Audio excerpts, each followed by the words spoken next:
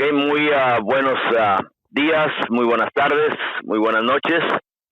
Mi nombre es Antonio Arias y este es el programa de la historia de las palabras. Ah, Aquí de una vez presentar al maestro García. Maestro García, ¿cómo está? Pues aquí nomás, ya se entrando la cuarentena, pero ya entrando en ciertas, situaciones médicas y de salud, así pues, ahí le vamos, ahí vamos. Un conocido nuestro me dijo, mira, dice Antonio, va a llegar un tiempo en tu vida en que ya no vas a querer salud, sino manejar la decadencia. De eso se trata. Nos vamos poco a poco desgastando, ¿no? Y pues hasta el final. Pues sí. Bueno, este es el programa de la historia de las palabras, y la historia de las palabras viene de las historias orales mayas, donde implica que los dioses del mayar nos crearon y al vernos inermes y sin crecimiento, ellos se dieron el tiempo de crear las palabras. Las palabras las crearon con rocas, corrientes de agua fuerte, hasta llegar a aguas mansas y arenas, creando unos espejos que son las palabras, y ellos aducen que todos y cada uno de nosotros tenemos un espejo en el cual nos reflejamos el uno en el otro, y al ser dos en uno, aprendemos un poco el uno del otro al separarnos. Pues hoy tenemos de nuevo a Evangelina con nosotros. Evangelina, ¿cómo está? Bien, muy buenas noches a todos. Ok. Pues de nuevo, Evangelina ya sabe más o menos el protocolo. Yo creo que ya varios lo han escuchado, pero ¿quién es Evangelina? Evangelina es una persona, una madre desesperada que anda buscando a su hija desde el 11 de julio del 2012, que mi hija desaparece, y que luché en su momento también por presos políticos, y ahorita regreso a seguir buscando a mi hija, y estamos haciendo varias brigadas de búsqueda aquí en Michoacán. Es en búsqueda en fosas clandestinas a las que nos estamos dedicando a buscar, y para el año que entra pues tenemos una brigada de búsqueda que eso se hace en campo como en vida, que se busca en los penales, en centros de rehabilitación y hospitales psiquiátricos, donde quiera que piensen que puedan tener a algún familiar retenido, porque en la cárcel se han encontrado con nombres cambiados, entonces sí se llegan a encontrar también en la parte de licencia, porque a veces los dejan muy golpeados y pierden su memoria, no saben ni quiénes son y se llegan a encontrar en esa parte. Uh-huh. Y aquí sigo en pie de lucha. Vaya. Evangelina, pues normalmente pedimos que la gente nos dé algo de su persona, pero pues ya tenemos, espero que ya la audiencia esté familiarizada contigo. ¿Hay algo con otras personas con las que hemos platicado y contigo sobre en búsquedas en vida? Por lo que tengo entendido, hay ocasiones en que, bueno, nos puedes explicar tú el método, cómo lo hacen, pero lo que yo tengo entendido, llegan a presidios o a lugares con las fotos de las personas que andan buscando y esperan o tal vez tener nociones de ellos o ver si alguien se acuerda que por ahí estuvieron hace meses, hace días, o estaba aquí, algo para tener una noción de esta persona. ¿Es más o menos así como funcionan ustedes? ¿O cómo hacen la búsqueda? Sí, así hacemos la búsqueda. Presentamos las fotografías, ya sea en un lugar público, en una plaza, dentro de las penales, dentro de los centros de rehabilitación y en los psiquiátricos, porque muchas personas a veces no tienen problemas psiquiátricos y allí los tienen. Y sí se consigue información porque algunos dicen, sí lo conozco, sí lo tenían, pero lo asesinaron y lo dejaron por tal lado. Entonces sí se saca información de seguir de las cárceles o de las calles también. Que sí se acerca a alguien y sí le dice a uno dónde los vio o quién se los llevó, si todavía viven, si no viven. Y de esa forma es como los hemos ido sacando información más que nada para dar con el paradero de nuestras familias. Muchas veces, pues sí, también lo dicen, sí lo tuvieron, lo golpearon, lo tiraron, pero vivo. Y nos dicen por qué lugares empiezan a buscar y a veces andan en la parte como indigentes, no recuerdan su familia, no recuerdan quiénes son, y sí se llegan a recuperar un porcentaje muy bajito. La mayoría pues sí nos dicen que están asesinados o los quemaron o los metieron en ácido, que es lo peor, cuando los queman o se meten en ácido, o nos dicen más o menos por dónde están las cosas y vamos a buscarlos y y si los encontramos. En otros estados es más fácil que la gente hable porque ya los tenían mucho trabajando en campo o en cosas. Michoacán apenas inicia. Yo lo quise iniciar en 2017, no me lo permitieron el gobernador que estaba, pero ya ahorita nos están permitiendo más estas búsquedas, entonces se apenas empiezan.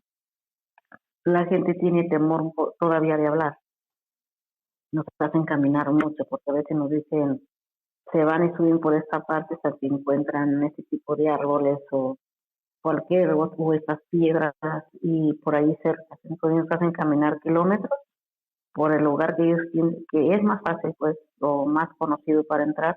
Cuando llegamos pues vemos que hay otros lugares de acceso y que es más rápido, pero bueno, tienen nieve, no nos pasan coordenadas, simplemente, pero sí damos por los lugares.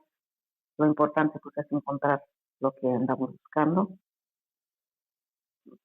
pero sí se encuentra mucho, así como ustedes lo dicen, las fotografías. A veces las mostramos sin nombre, porque a veces llevar las fotografías con el nombre de la persona, pues alguien nos dice, sí, se llamaba así porque lo está viendo. Entonces, actuamos ya de llevarlas con el nombre por atrás, que no lo vean. Y hasta cuando ellos señalan y ya nos empiezan a decir dónde lo vieron, quién se lo lleva o dónde lo dejaron, entonces todo esto sí nos está funcionando. Esto es en lo que, tanto a ti en pláticas que hemos tenido con otras personas, desde la búsqueda en vida, que van a las cárceles, a los hospitales, nosocomios, todo eso, con las fotografías, con la esperanza de encontrar datos. Y es más que nada lo que andan buscando, ¿no? Y sí, aunque sean porcentajes bajos, sí se encuentra gente con vida y bueno, a veces no en condiciones muy loables, ¿no? Golpeados o con la mente perdida, pero se encuentran. La gente tiene hasta cierto punto, pues no sé si un alivio o mayor desesperación al ver las condiciones en las que les dejaron un familiar, ¿no? Fuera de la realidad, o también la felicidad completa al ver de que estas personas de un modo u otro se recuperan. ¿Cuántas personas aproximadamente recuperan por esta forma? Fíjese que a veces la pregunta me la hacen y digo, casi nunca llevo una lista, ya la voy a empezar a hacer, porque si se recuperan, vienen los familiares por ellos, porque a veces hasta en la carretera los encontramos, se les pregunta, nos dicen, o nos recuerdan algo de su nombre, tomamos la foto, la subimos, y sí, encontramos sus familias y lo recogen. Yo creo que siempre en las búsquedas hay un porcentaje de encontrar a uno o dos con vida, o simplemente sin vida, como esta búsqueda que hicimos, fueron 4, pero sin vida, fueron fosas. Desgraciadamente, pues es más difícil saber quiénes son, porque los dejan sin identificación. Solamente una persona tenía identificación y cuando se dice el puro nombre, pues no podemos subir las fotos, pero el nombre de la persona sí llega en sus familias. Y decir es que era su familiar de ellos, pero no tenían denuncia, no tenían muestras de su perfil genético, y para que se les pueda entregar, pues tienen que tener el perfil genético aunque no tengan denuncia. Entonces estamos en esos trámites, le damos seguimiento nosotros mismos como familia para ver que tengan su perfil genético y se hagan las comparativas con todas las personas que hicieron su perfil genético, porque al encontrar a una persona, a una fosa, van muchísimos a tomarse las muestras de ADN. Otro tipo de búsqueda que estamos haciendo, que ha funcionado, es ir a las entidades o a los municipios a que se tomen su perfil genético y se les muestran fotografías. Entonces, al estar ahí, las personas reconocen que aquella persona, pues sí la tienen en CEMEFO o ya está en fosa común, pero ellos no sabían porque no lo suben a las redes sociales. Los familiares no hicieron denuncia, no tienen su perfil genético, pero al llevarlos, a estar llevando esta parte, sí da los positivos porque sí están ahí en CEMEFO y pues ellos ya los reconocen y ya sigue el proceso de su perfil genético para hacer la comparativa con lo que ellos tienen y pues empiecen a recoger los cuerpos de sus familiares o estamentas, que la mayoría son nuestros socios. Y también nos está dando resultado. Es otra forma de buscar, que yo la empecé a ver que era muy importante hacerla ya hace más de 3 años, en este caminar de ir a hacer búsquedas y que las familias no tienen denuncia y no quieren hacer denuncia, tienen mucho miedo, mucho temor. Entonces vi la necesidad de ese perfil genético en que no tuvieran denuncia. Se llegó a acuerdos con los gobiernos que les pertenece hacer esta búsqueda de personas para empezar a hacer lo del perfil genético y está dando también muy buenos resultados. Mira, deja ver, a ver si entiendo o puedo elaborar una pregunta en relación a esto. El perfil genético antes se elaboraba o no había facilidades, porque creo que ustedes han batallado para que también el gobierno invierta en tener una documentación de un banco genético de gente desaparecida. Ahora, si alguien va y hace un registro en el banco de desaparecidos, el banco genético de desaparecidos, dejan una foto o dejan datos de la persona que andan buscando. ¿O cómo funciona? Mire, se dejan todos los datos del familiar y sí se deja una fotografía, una ficha que le llama el gobierno con todos los datos del familiar por si se encontrara. Pero desgraciadamente muchas de las veces pues allí lo tienen ya en CEMEFO y no lo dicen, que es lo peor de todo, que no lo dicen. Entonces veíamos que no funcionaba muy bien, entonces tenemos que estar al pendiente nosotros con las familias, llevarlas, que les muestren realmente lo que tienen, o encuentran, por ejemplo, en la segunda búsqueda que nosotros hicimos brigada, estaba lloviendo muy fuerte, no llegamos hasta la fosa por las lluvias, pero la Guardia Nacional que nos acompañaba, como ella hace el recorrido más por seguridad, él sí encontró las fosas, pero no nos dijo.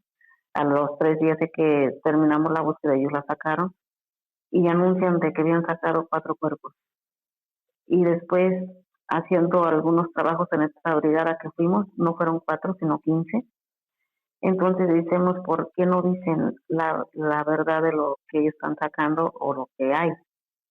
Entonces, por esta negativa de que no se sepa, vamos diciendo, el problema tan grande y tan grave que está aquí en Michoacán, actúan por cubrir muchísimo. Entonces es difícil realmente que nos digan cuando están las personas allí.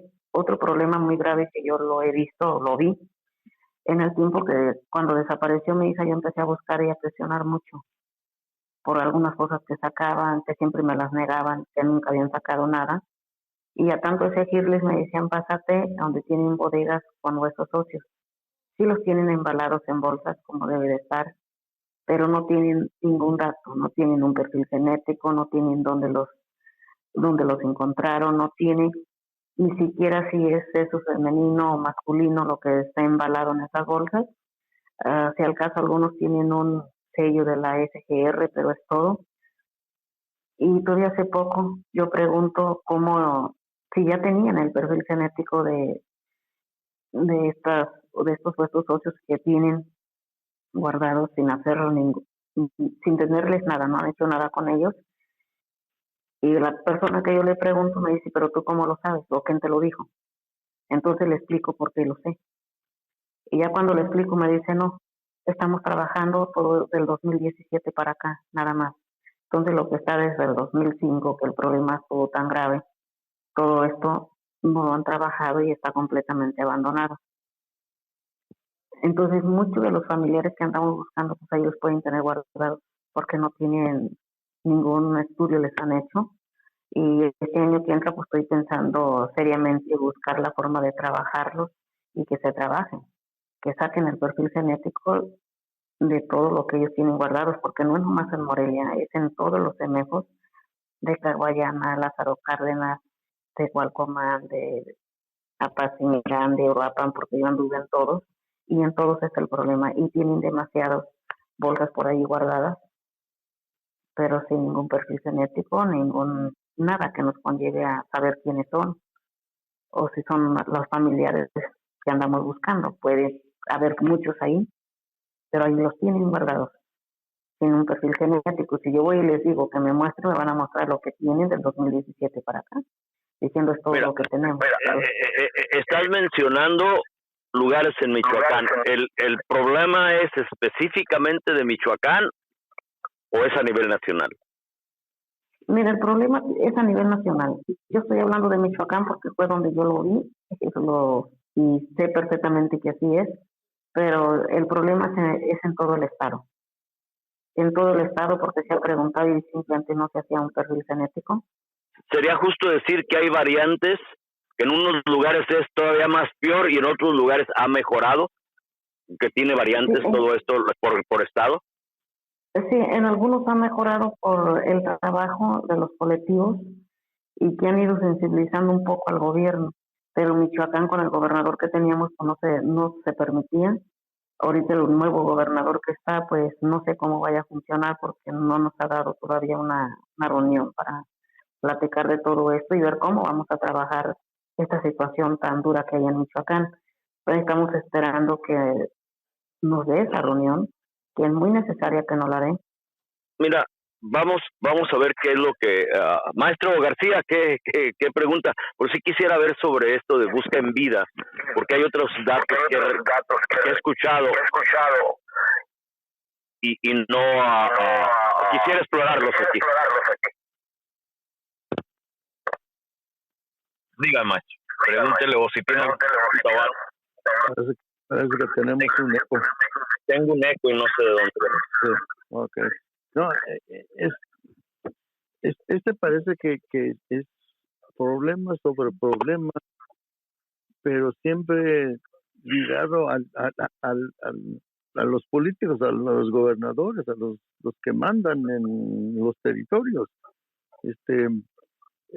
La desaparición es para mí parte de una política de terror, pero al desaparecer el ser querido de uno no se acaba el terror, porque en la búsqueda pues hay traba y hay falta de recursos, falta de interés de encontrar a estos desaparecidos. Así pues los desaparecidos quedan y siguen en la nada, ni sabemos dónde dan, ni hay una lista en que podemos tener fe de cuántos hay ni quiénes son los desaparecidos por el temor que se siente en el pueblo.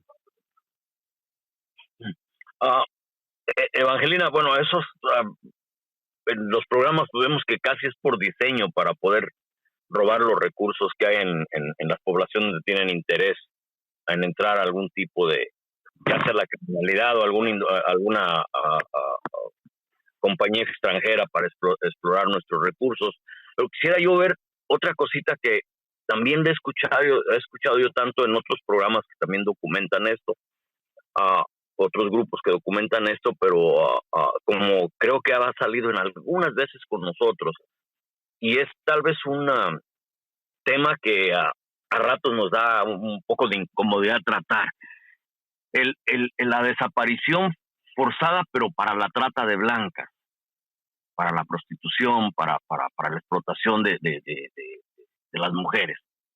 Que ustedes han hecho, por lo que tengo entendido, y varias veces hemos documentado yo o he oído con otras personas que siguen este tema, que en ocasiones van a bares o lugares de prostitución y todos para ver si encuentran a alguien que fue secuestrada o desaparecida en esta forma para su explotación.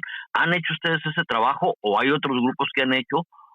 ¿O qué tan sensible es o peligroso? Porque ahí ya se empiezan a ver o a atentar intereses económicos y grupos criminales que en alguna forma tienen que ser castigados. ¿O cómo funciona eso? Por cuestión de que si encuentra una persona en la trata de blancas, pues ya es un delito flagrante. ¿Cómo se maneja o han hecho búsquedas de esa naturaleza? ¿O es algo que otros grupos exploran pero ustedes no?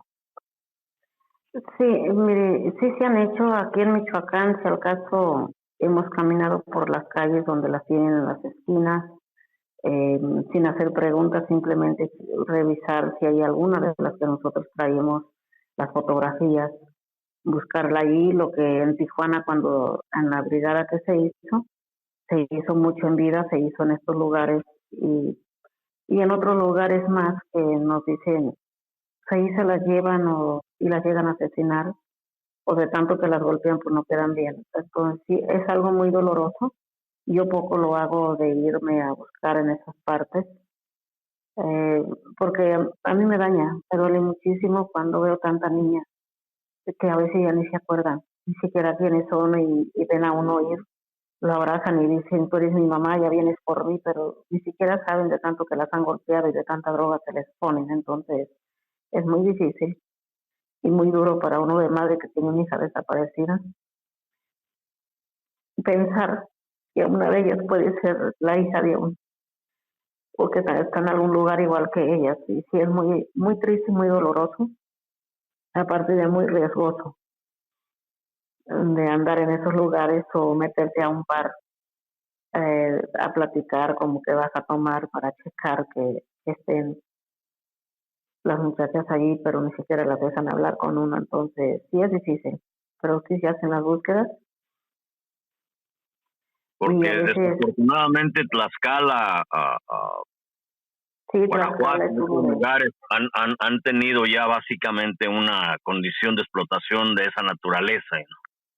Y y las búsquedas, pues obviamente pasan con gente. Tengo yo un eco, maestro. ¿Puede seguirle, por favor? No, pues. Entonces sí han investigado un poco, hay otros que están investigando esta situación.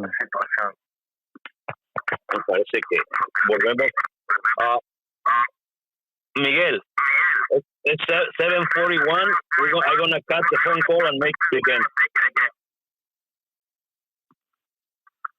Miguel.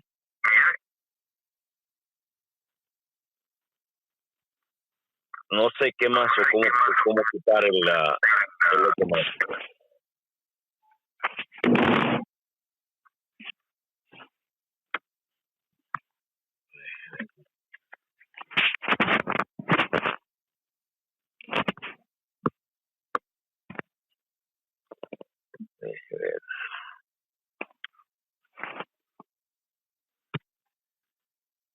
Ok, aquí ya estamos sin eco o...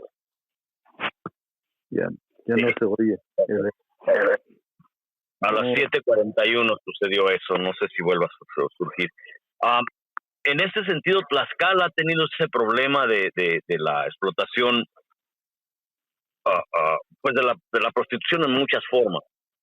Y ahí creo que han hecho búsquedas, pero también implica muchísimo riesgo por cuestión de que en alguna forma la policía tiene que protegerse de todo este entramado de intereses en cuanto a la explotación de estas víctimas.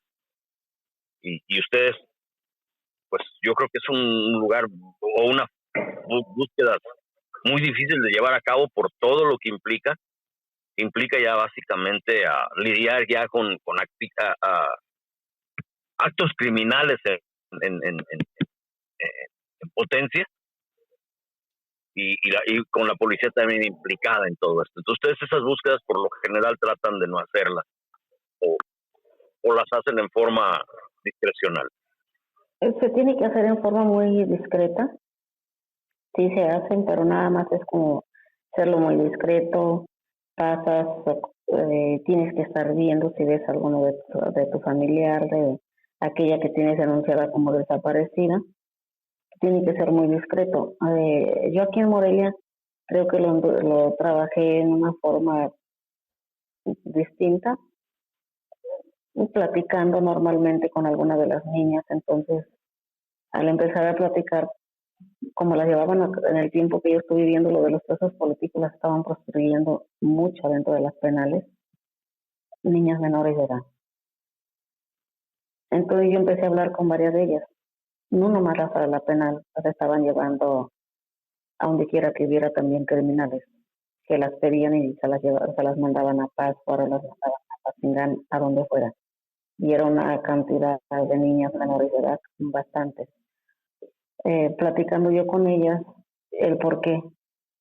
Entonces empiezan a decir porque quien las traía, las reclutaba a simple vista, pues era otra niña que era menor de edad también, que ya cuando cumple su mayoría de edad la meten a la policía.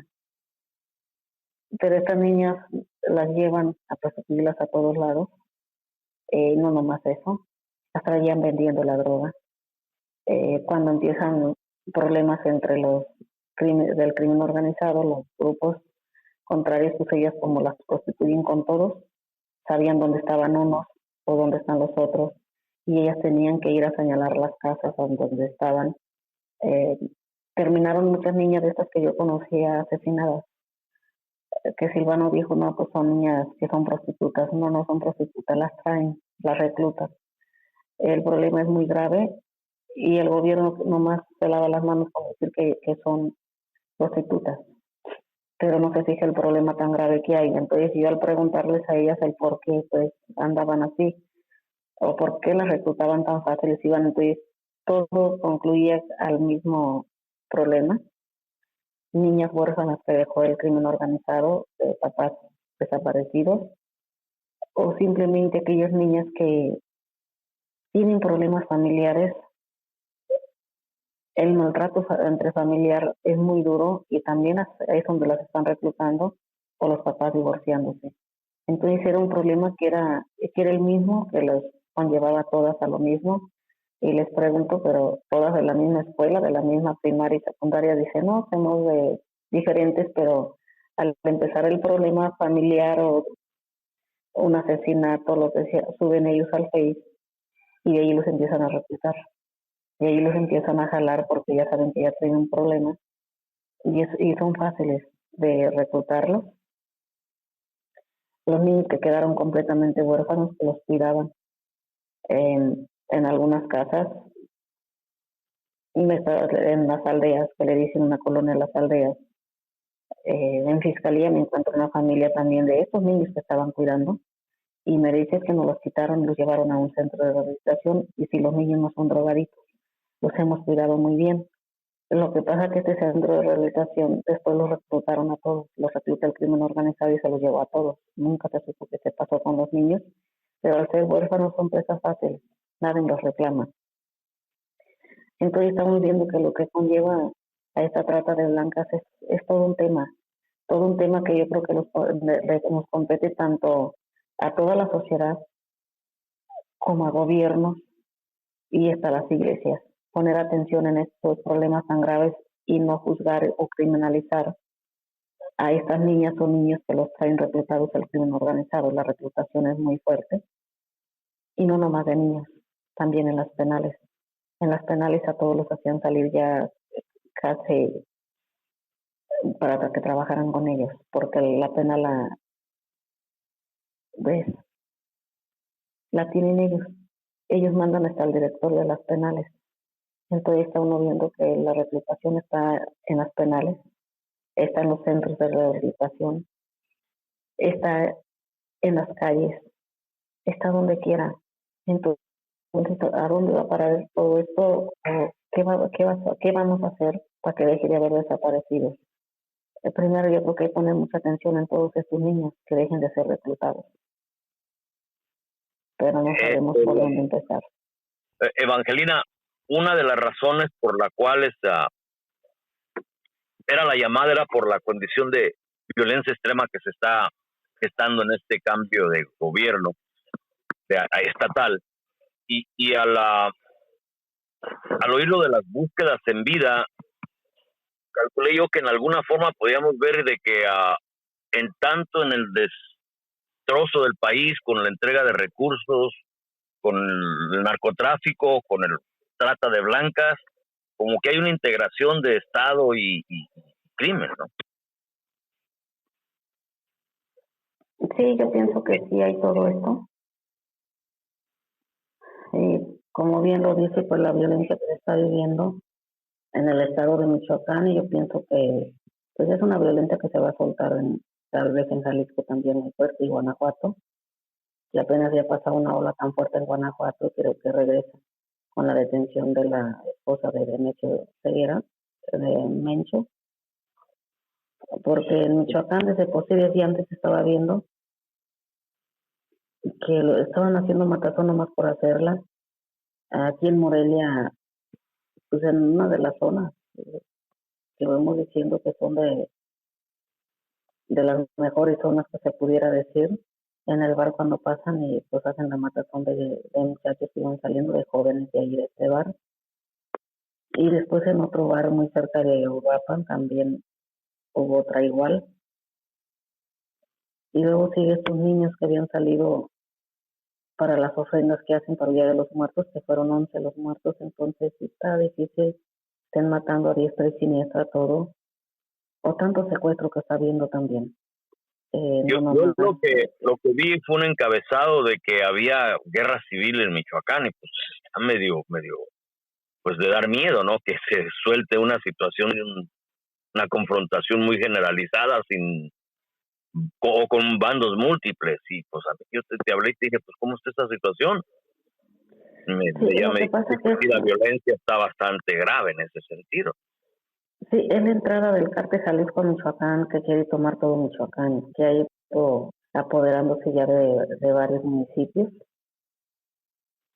pero entra haciendo mucha matazón de personas, y por las personas que están en su pueblo, vamos diciendo, en su casa, pues no quieren dejarse también. Entonces son las transportaciones que hay de tiroteos, pero no nomás es con los pueblos, sino también con el gobierno. O sea, le han tirado a la Guardia Nacional, a la militar. Hace poco tiempo, pues a la militar le tiraron, hirieron 6 militares y uno fallece. Los militares contestan, llevan un avión artillero, donde truenan las camionetas blindadas bueno, vamos diciendo que dicen blindaje artesanal.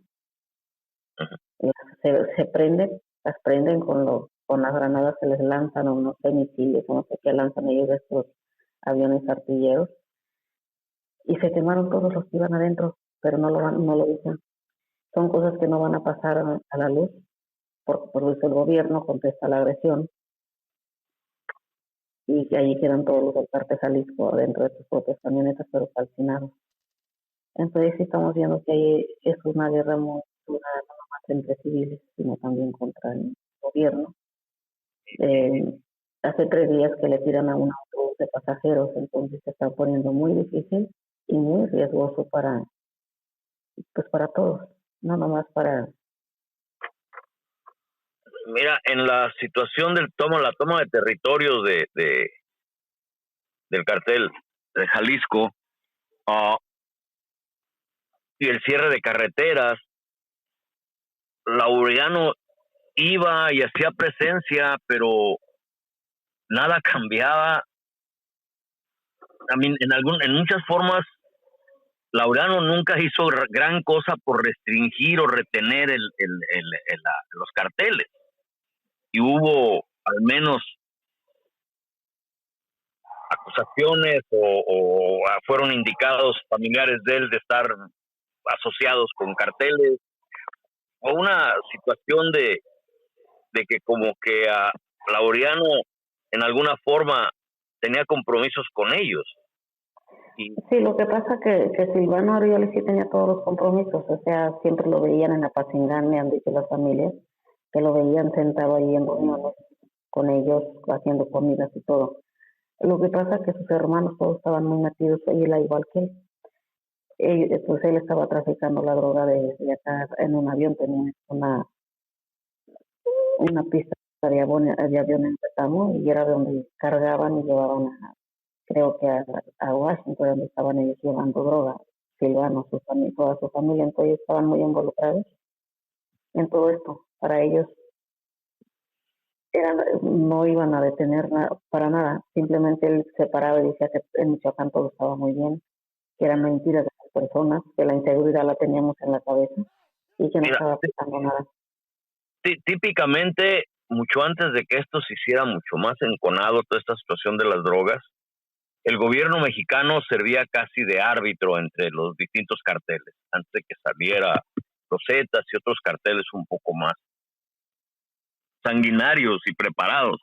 Había como que el gobierno escogía un cartel y a ese era con el que se asociaba y atacaba a los demás. Y servía el gobierno, tanto federal como local, como una especie de árbitro. Y ahora como que todo esto ya se perdió y es una serie de complicidades que no se sabe uno dónde quedan. ¿Esto es parte de ese fenómeno o es un reacomodo distinto?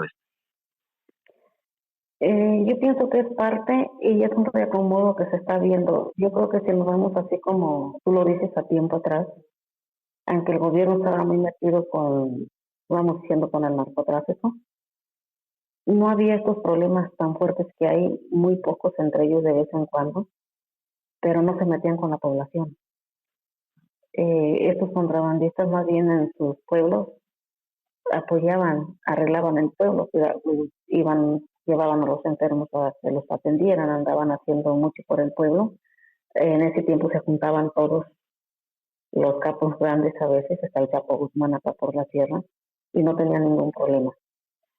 Cuando empieza esto ya de venida de los Zetas que se hablaban, tan solo yo hablo de los que uno conoció muy bien, se fueron, o sea, ellos se fueron, traspasaron todo lo que ellos tenían, sus ranchos, y se fueron a vivir a España, los que eran los narcotraficantes. Entonces lo que se vino, pues, más que narcotraficante, yo creo que era un crimen organizado que iba contra todo y contra todos, eh, para mantenerse, para saquear minas, para hacer todo lo que pudieran, porque fue lo que ellos llegaron a hacer: saqueos, a despojar las personas de sus tierras, a quitarles ganado, a hacer puros robos.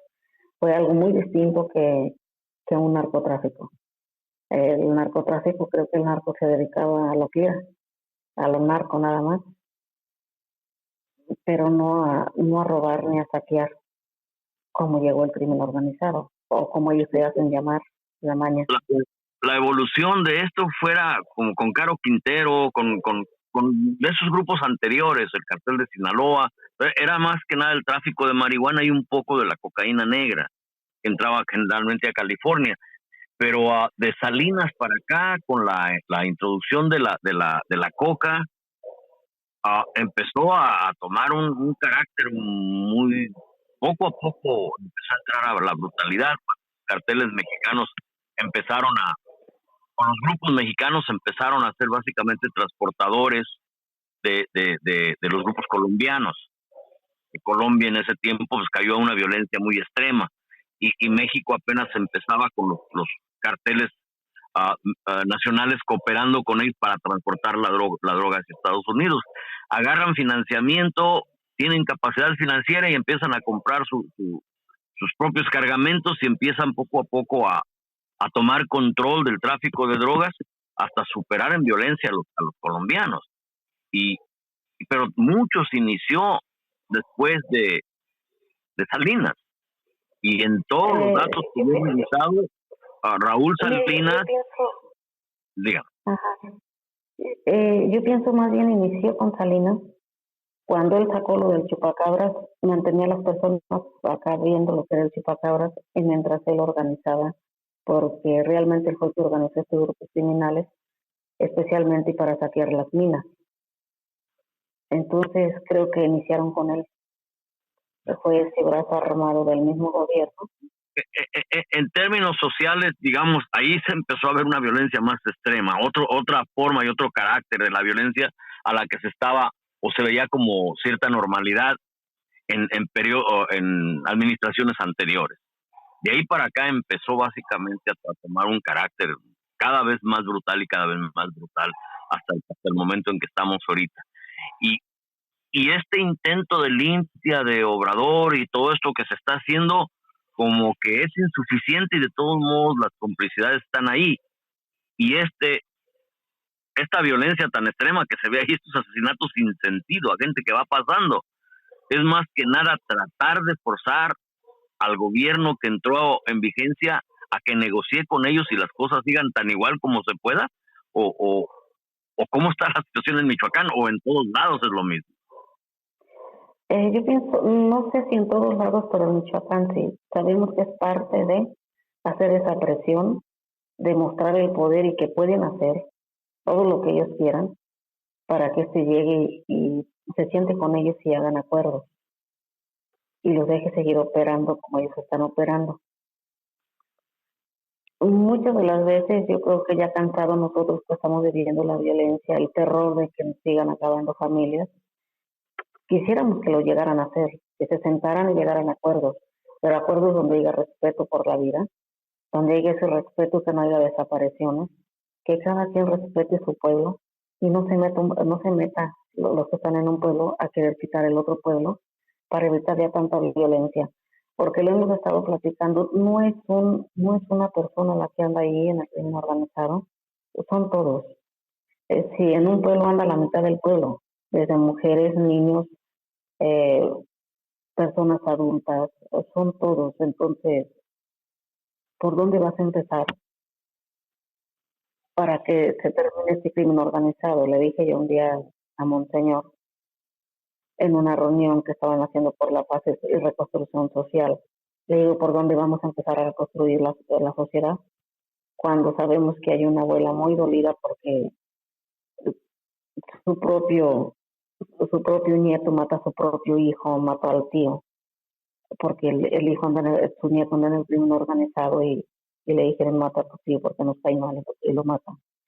¿Cómo vamos a reconstruir hacer esa reconstrucción social cuando hay tanto dolor, tanta desesperanza?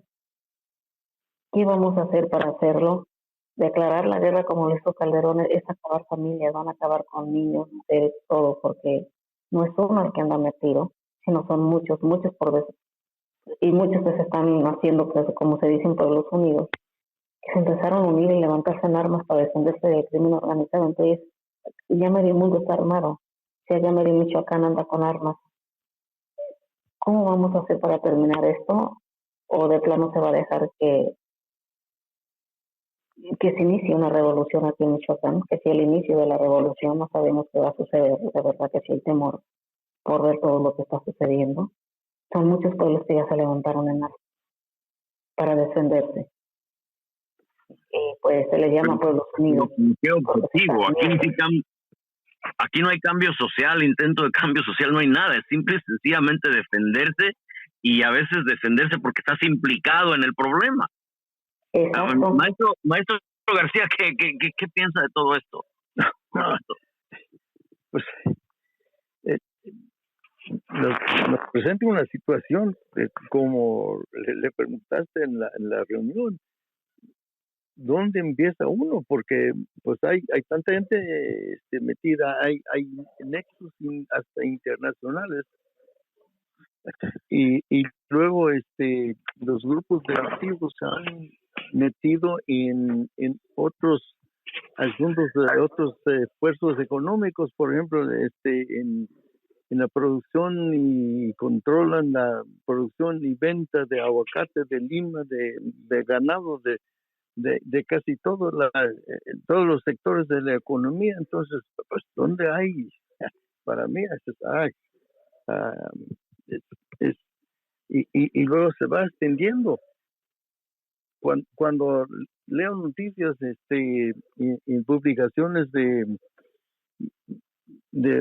producir comida, que por ejemplo en Perú anda aumentando cada año la producción del aguacate y luego pongo a pensar, están metidos los grupos directivos en este aumento de producción de aguacate y de arándanos, etcétera, que porque a cada año va aumentando la producción de estos productos para exportar, y pues parece que está conectado todo.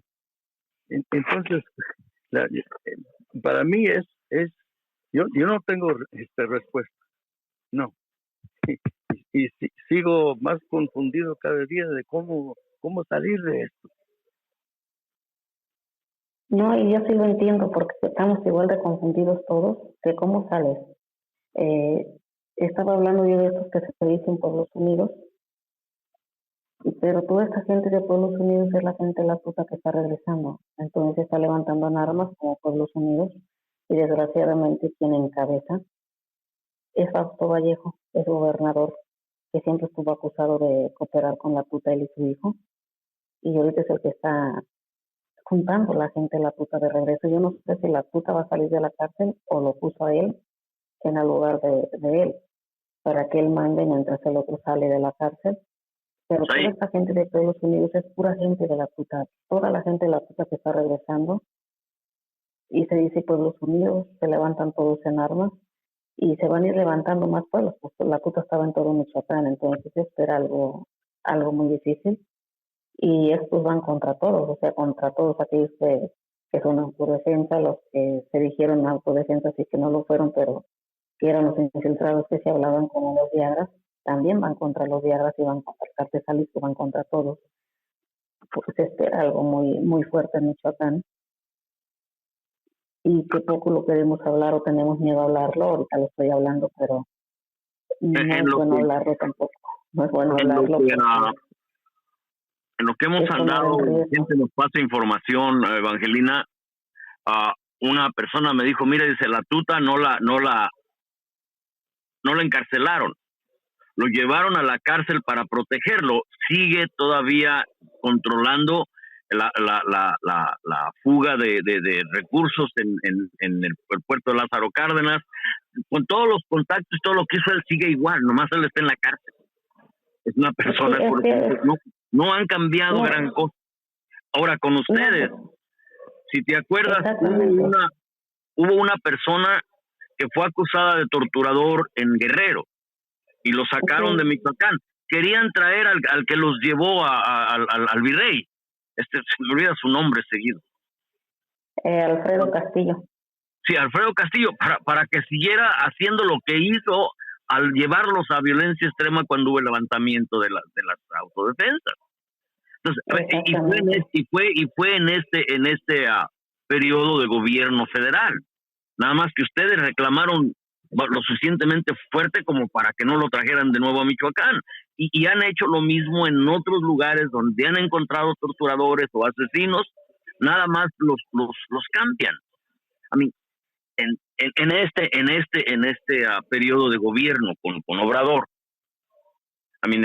no creo que un solo individuo cambie las cosas, y no así como están de deterioradas. Tiene que ser, en alguna forma tiene que ser el pueblo, pero lo han llevado a una condición de, no sé, de deshumanizado completamente. Yo algo para mí, y solo para mí me vale madre lo demás. Es casi a lo que nos han llevado. Exactamente, que así es. Que siempre estamos en eso, pues mientras no me pase a mí nada, pues me vale lo que le pase al vecino. Y mientras estemos en este sentido, pues no nos lleva a ningún lado, no, que sigamos teniendo lo que tenemos de inseguridad, de todo lo que estamos viviendo. Creo que nos falta mucho por hacer a toda la sociedad, porque nos pertenece a toda la sociedad, no nomás al gobierno, porque mientras la sociedad seamos indiferentes a todo lo que está pasando, al gobierno le vale madre de lo que él quiere, que estemos viviendo así y que no le exijamos nada. Y si le exigimos, como bien lo estás diciendo, a veces aquí en las fiscalías del trato indigno que le dan a los que van a hacer una denuncia de desaparición, los espantan para que no la hagan y ya no la llegan a hacer. Si nosotros hablamos de una fiscalía, cambian al fiscal, pero no es que lo quiten y lo sancionen por lo que está haciendo, sino simplemente lo quitan, cambian el de Uruapan a Lázaro, el de Lázaro a Uruapan, entonces siguen haciendo lo mismo. Si Uruapan está igual, el Lázaro también, pues nada más lo cambiaron para que se diga se cambió. Y aplacar un poquito a la gente que no diga las cosas como son, pues todo es así, nada más mueven las piezas del ajedrez de un lado a otro. La teoría de Obrador es correcta, no es la corrupción el problema que hay que resolver, pero se está resolviendo solo moviendo las fichas alrededor, porque tal vez no pueda más con el problema tan grave que ha crecido. Sí, es que el problema sí es demasiado grave, no es fácil para que lo conlleven por esta situación que lo estamos viendo. Pero ¿por dónde empiezas? ¿O por dónde acomodas? Tú sabes que ahorita lo que estamos viviendo lo estamos viendo. Esto es un mensaje claro para el gobernador: te aplacas, vas a estar con nosotros y nos vas a seguir dejando operar. Y tan fácil como matar a un montón de gente, te podemos matar a ti. Y sabemos que sí es muy fácil que lo hagan. Porque ellos, pues el armamento de ellos está mejor que el que trae el gobierno. Dentro de lo que uno observa y ha visto estos procesos, la entrada, no que desde que nos conocimos, yo nunca expresé apoyo a Mireles, ni nunca nunca creí en él, pero sí calculé que el pueblo de Michoacán se cansó y cambió hasta cierto punto las circunstancias. No pudo llevar el cambio porque no estaba preparado tal vez para ello, pero dentro de todo esto, Mireles iba a entrar al puerto de Lázaro Cárdenas, tomar posición de ese puerto, y el ejército se lo impidió. Ha habido situaciones actuales en la guagua, en las dos guaguas, la que tiene H y la que tiene G, y el ejército no quiso defender a una población. Entonces, los robos de recursos, sigue igual. Y el ejército está implicado. Entonces, ¿cómo le haces cuando tienes todos estos elementos que deben de proteger o vigilar que la nación camine más o menos bien y proteger la población, y están implicados en esto? Porque Lázaro Cárdenas tal vez el robo más masivo que tenemos, pero no es el único. Y el ejército está implicado. ¿Y cómo Obrador va a cambiar esto cuando todos estos elementos son parte de la corrupción que él en forma efectiva la muestra como problema? Pero ¿cómo resuelves eso cuando toda la gente que está a tu alrededor y dentro de tu gabinete es parte del problema que estás intentando, o en teoría, y tal vez un esfuerzo en una práctica muy mínima de resolver? Maestro, ¿cómo ves esta madre? Porque a mí ya yo no sé por dónde ver una esperanza. En vez de ver soluciones, yo veo problemas más grandes, porque hay tanto dinero por ejemplo, solamente en las drogas, que pueden comprar el ejército, los políticos a los 3 niveles. ¿Y de dónde sale el dinero? De acá, de Estados Unidos. Y también las armas salen acá de Estados Unidos. Entonces, para mí, parte del problema, y le digo, eso implica parte de la solución, es que el pueblo aquí en Estados Unidos se dé cuenta de las consecuencias de la política estadounidense, y también del gran consumo de drogas aquí en este país, y la gente que está dispuesta a pagar tanto dinero que va a respaldar a estos grupos delictivos que dominan a México, y luego ya que se están metiendo en el comercio disque legítimo. Entonces cada vez que comemos nuestro nuestro guacamole con los tacos acá, pues estamos implicados en este asunto. Entonces hay que convencer a gente que no, también acá tenemos responsabilidad de ponernos en solidaridad con el pueblo mexicano que está luchando contra estos esfuerzos, porque nosotros apoyamos a los opresores. Maestro, las armas, las drogas, todo eso obviamente son la raíz de muchas cosas, desde la caída de la familia esta ay, se me fue de los contras. Todo tiene muchas implicaciones, pero ahorita la lucha por los recursos que quedan y el control de ellos trae violencia de todas las potencias o gobiernos para tener control sobre ese tipo de recursos, aunque se estén acabando, los quieren desbastar y las poblaciones son secundarias a todo esto. ¿Dónde y cómo vamos a crear una relación alrededor de nuestras necesidades que no conlleve a esta avaricia de unos cuantos y podamos sobrevivir como especie?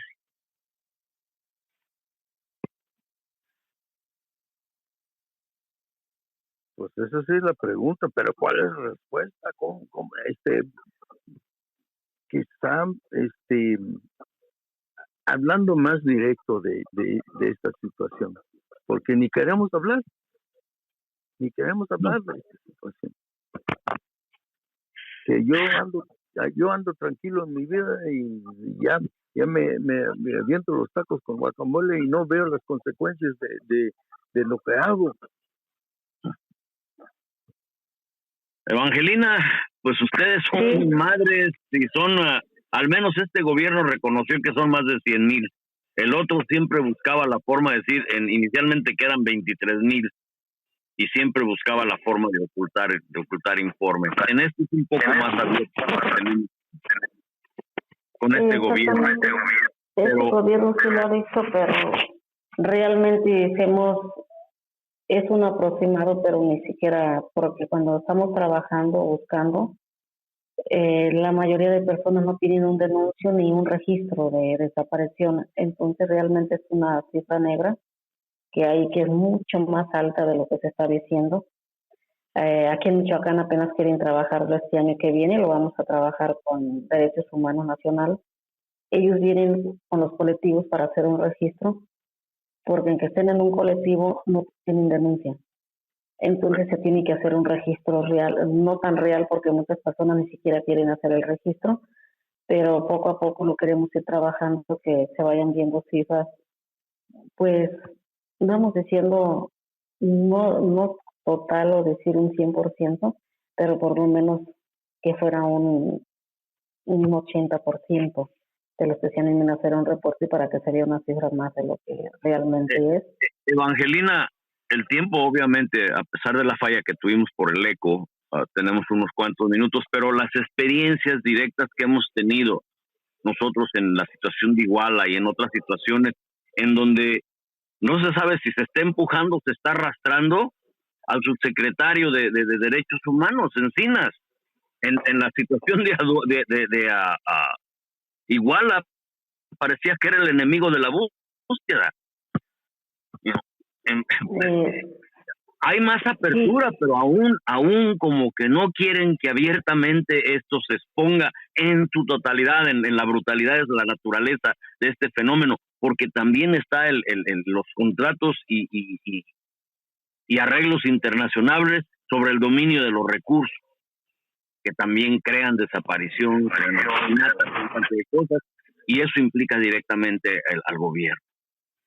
Entonces, sí, lo que pasa que implica directamente al gobierno, porque realmente en todas las desapariciones pues está implicado el gobierno, tanto participando directamente como por omisión que da permisos de que lo hagan.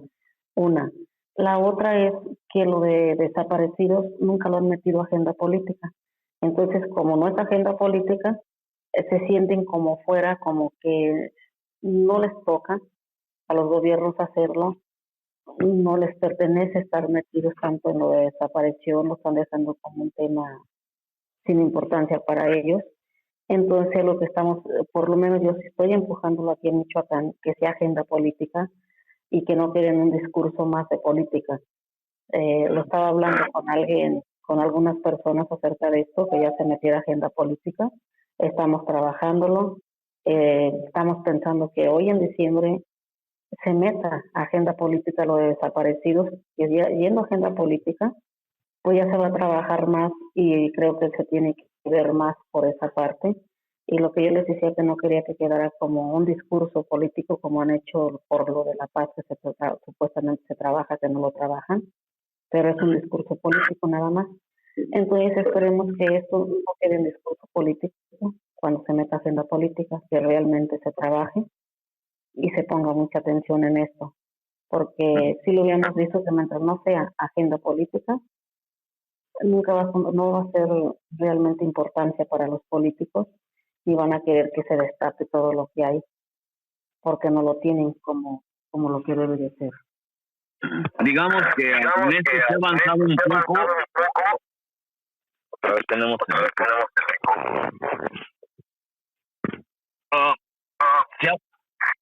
se ha avanzado un poco, pero a base de empujones y arrastrones por el gobierno, hacia el gobierno. Hay avances en esta administración, pero no lo suficiente para que haya un cambio a fondo. No lo suficiente.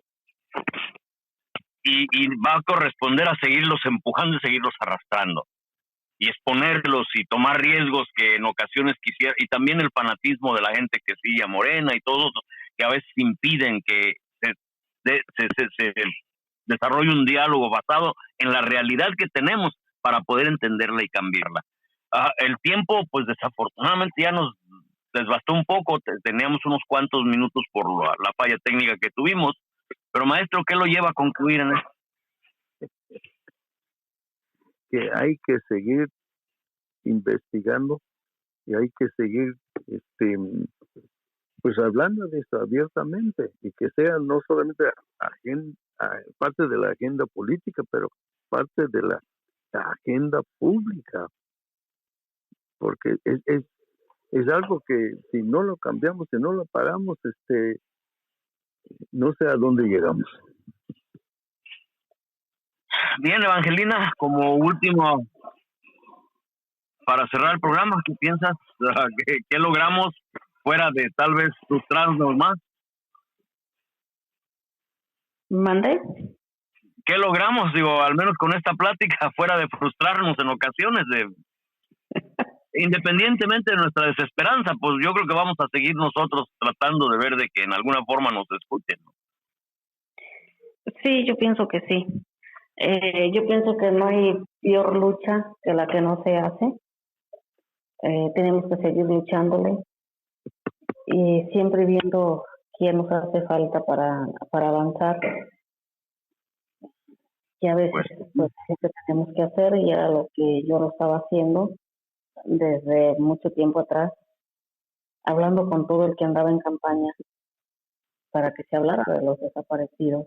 Pero yo no tenía idea que se tenía que meter a agenda política, entonces hablando ahora en esta administración, con varios de los que andaban por allí, entonces me dice uno, dice, mira, lo vamos a meter a agenda política, hay que iniciar el proyecto, se está trabajando, y me dice, para diciembre lo tenemos. Entonces creo que ya es un paso más, pero hoy que ya sea agenda política, como están diciendo que sea agenda pública, entonces es algo más que se tiene que hablar antes de que sea la agenda política ahora en diciembre. Tal vez sea mi cinismo a Evangelina, pero yo no les creo, hay que empujarlos y empujarlos fuerte, porque esta gente son buenos para el cuento y para cuentear, hay que seguirlos empujando. Bueno, el tiempo ya definitivamente nos ganó. Algo muy rápido que quisieras decir. No, pues ya sería todo. Muy buenas noches a todos y muchas gracias y a todos los que nos están escuchando. Y gracias a ti, don Antonio, que nos facilitas este espacio para hablar de todo lo que está sucediendo y de las cosas que queremos que se hagan. Sí les doy las gracias porque estemos escuchados, o por lo menos me siento escuchada. por ustedes que están ahí escuchando todas las dolencias que nos conlleva todo esto, que me hacen llorar en ratos por las cosas que recuerdo, pero no importa, lo importante aquí es que nos escuchen y que sepan todo lo que estamos viviendo y lo que está sucediendo aquí en Michoacán. Pues a mí me asustó eso de la guerra civil, el encabezado ese, se me figuró que estamos llegando aún más lejos de lo que pudiéramos llegar. Pues maestro, ya buenas noches, o cómo se despide, porque ya son, pues ya varios minutos, ya nos pasamos sobre la falla técnica. Sí, Dígame. pero Miguel va a hacer su mágica y va a quedar dentro de 1 hora. Órale. Sí, la entrevista. Bueno, muchas gracias. Este fue la historia de las palabras. De nuevo, pues desaparición forzada, lo que tratábamos de ver es si nos iba a llevar a un estado de nosotros, a una confrontación muy generalizada, una guerra civil. Y aquí, este fue el programa de la historia de las palabras. De nuevo, nosotros creemos en la historia de las palabras, que el tratar de entender por qué pensamos como pensamos, al entender el porqué de nuestro pensar, tal vez nos lleve a lograr cambiar nuestras circunstancias. Muchísimas gracias.